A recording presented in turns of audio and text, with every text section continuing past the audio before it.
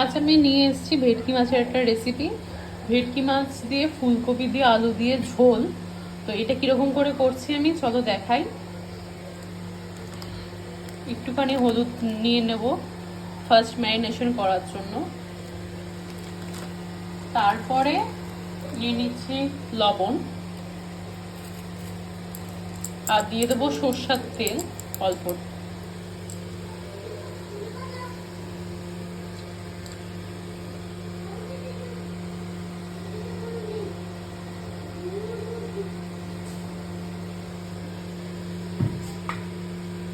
এটা ভালো করে মেখে নেব।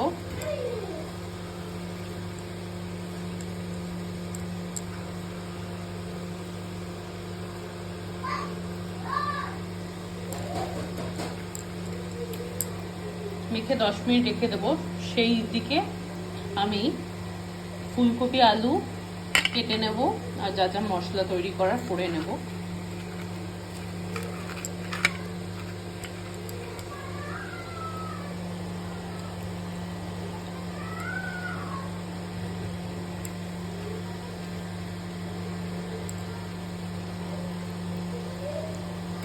ভালো করে পরিষ্কার করে নিয়েছিলাম ধুয়ে।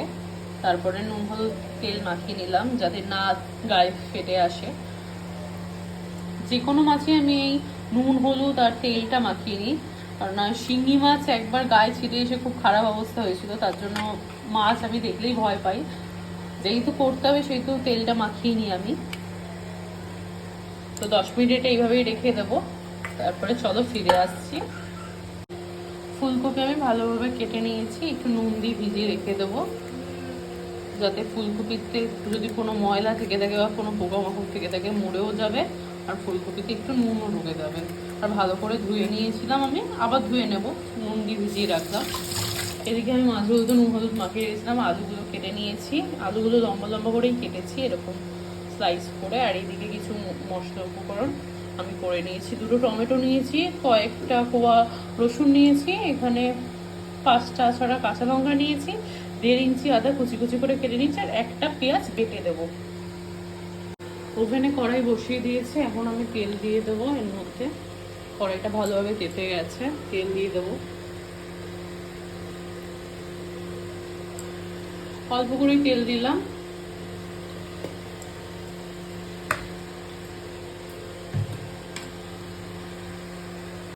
ভালোভাবে তেল গরম হয়ে গেছে, এবার আমি দিয়ে দেবো মাছের পিসগুলো।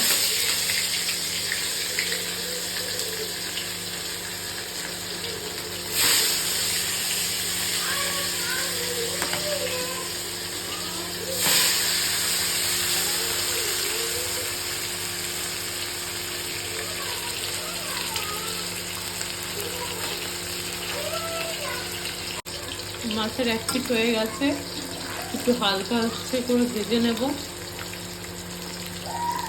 কেননা বেশি শক্ত হয়ে গেলে আমার ছেলে খেতে চায় না মাছ।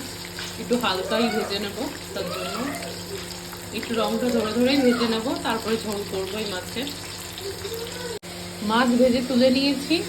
এবার আমি নুন হলুদ দিয়ে এই ফুলকপি আর আলু একসাথে ভেজে দিচ্ছি।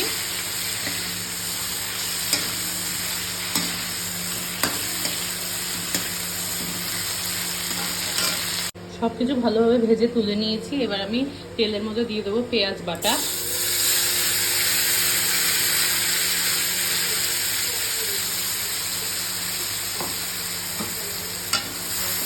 পেঁয়াজকে একটু কালার ধরুক, ততক্ষণ আমি এই টমেটো আদা রসুনের পেস্টটা বানিয়ে নেব।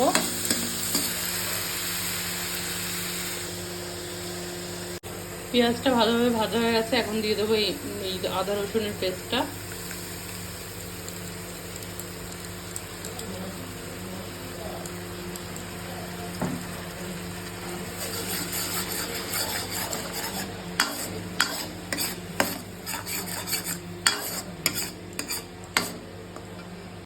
এখন আমি ঘরে থাকা কিছু বেসিক মশলা দিয়ে দেবো। একটু হলুদের গুঁড়ো, একটুখানি লবণ, কাশ্মীরি লঙ্কার গুঁড়ো আর আধা টিস্পুন জিরার গুঁড়ো।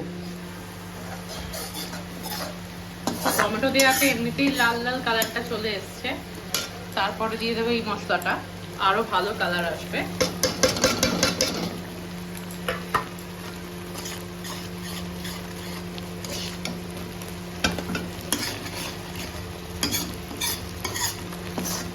দেখুন বন্ধুরা কত সুন্দর এসছে। যত কষবে তত কালারটা ভালো আসবে।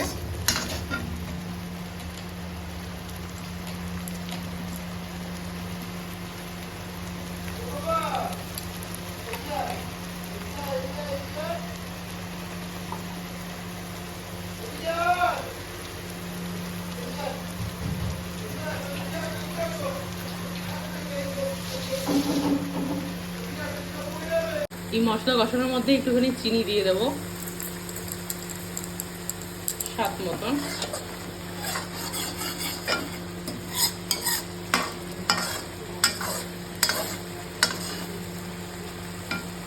কষা 70% হয়ে গেছে আর 30% বাকি আছে।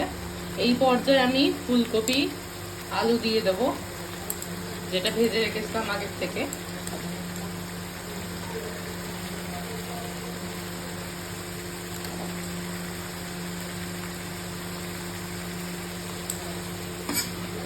ভালোভাবে মিশিয়ে নেব যাতে মশলাগুলো এর মধ্যে ভালোভাবে ঢোকে।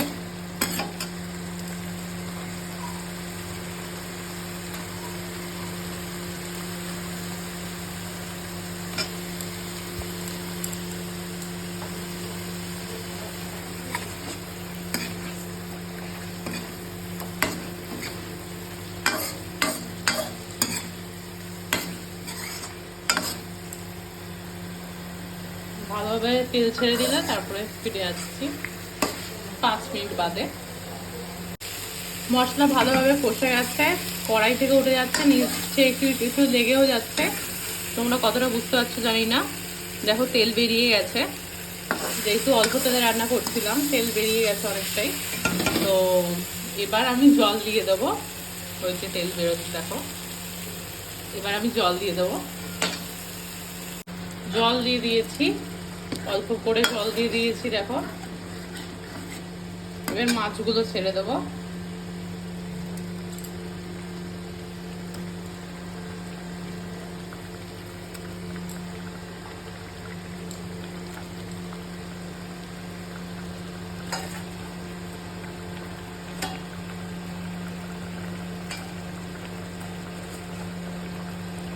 আমার মনে হচ্ছে গ্রেভিটা একটু কম হয়ে যাবে, তার জন্য আমি আর একটু জল অ্যাড করব।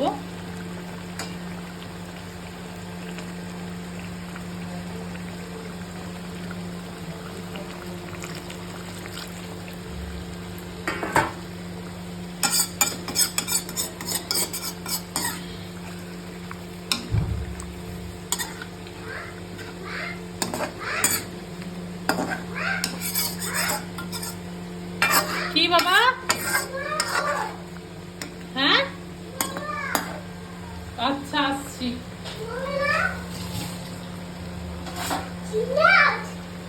না এবার ঢাকা দিয়ে নেব 10 মিনিটের জন্য। 10 মিনিটের মধ্যে হয়ে যাবে। না শোনা, ভেটকি মাছ। হ্যাঁ। কি হলো, মন খারাপ হয়ে গেল? মন খারাপ হয়ে গেছে, মাংস হয়নি বলে, মাছ হয়েছে বলে আজকে।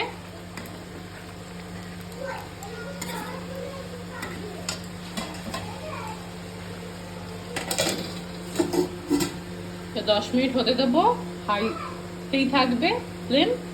আর এদিকে ভাত চাপিয়ে দিয়েছি। 10 মিনিট বাদে ফির ঘুরে আসি চলো। 10 মিনিট বাদে ফাইনালি ঢাকাটা খুলছি, এই অবস্থায় রয়েছে। 10 মিনিট বাদে দেখা যাচ্ছে।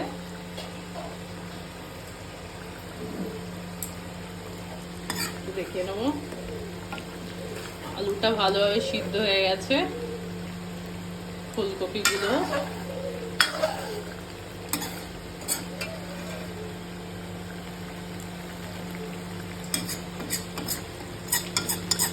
এবার একটুখানি গরম মশলা দিয়ে আর ঘি দিয়ে নামিয়ে নেব। ফুলকপি আলু দিয়ে ভেটকি মাছের রসা বা ঝোল, যেটাই বলা যায়। ঘি গরম মশলা দিয়ে দিয়েছি, ফাইনালি লুক এটা।